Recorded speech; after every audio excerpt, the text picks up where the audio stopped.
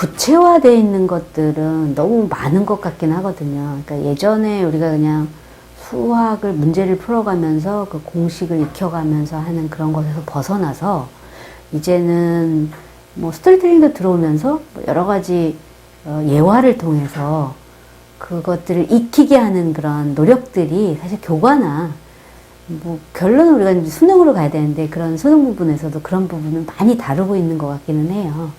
근데 그 교과 과정에서 수학적 능력을 키워야 된다 이런 언급들이 사실은 많기는 한데 구체적으로 표현돼 있다 이런 것보다는 그 진행을 하면서 그냥 자연스럽게 수학적 사고력을 키운다 뭐 이런 흐름인 것 같거든요.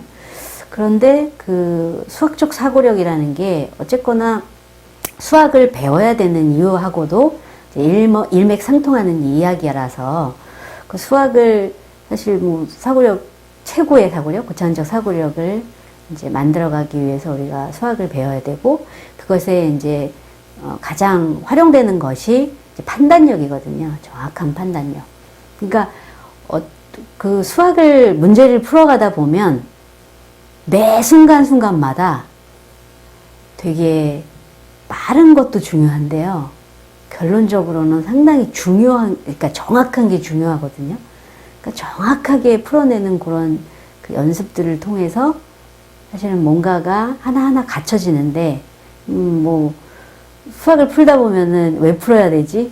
뭐 이런 회의들이 많이 있잖아요. 아이들이. 특히나 이제 수학을 싫어하는 아이들이 그런 경우가 많은데, 요즘은 이제 그런 어떠한 실제 사례들을 통해서 이런 것들이 이런 곳에 쓰인다. 뭐, 예를 들어서 뭐, 우주 이야기가 나오면 미적분이 필요하다. 미분이 분명히 필요하다. 순간 변화율이 반드시 필요하다. 그럼 이럴 때, 이런 것들을 키워가다 보면 이런 데서 활용을 하고 쓰이는구나. 그렇다고 하면 그것을 해나가는 데 있어서, 그러면 선택을 어떻게 해야 될까? 이런 부분에서 능력이 일반 능력으로 되어지는 건 아니잖아요.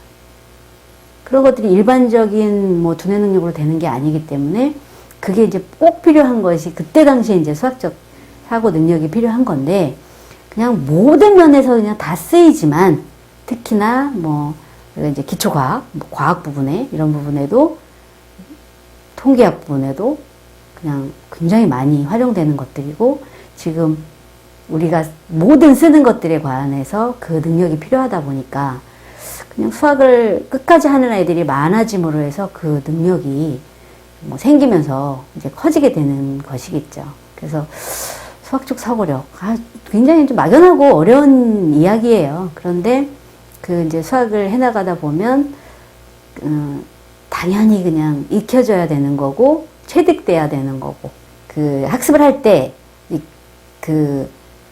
어릴 때, 예를 들어서 초등학교 때 해야 될 것, 중학교 때 해야 될 것, 고등학교 때 해야 될 것들이 있잖아요.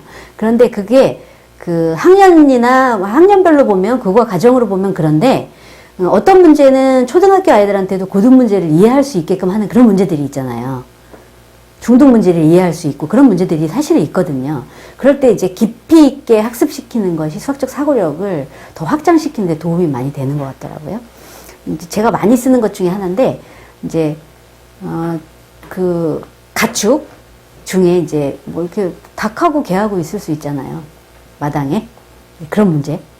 뭐 머리는 5개인데, 5머리가 있는데, 5머리가 있는데, 다리는 뭐 14개예요. 이럴 때. 이런 문제가 그냥 세워보고, 그려보고, 그냥 아주 단순하게는 그렇게 할 수 있잖아요.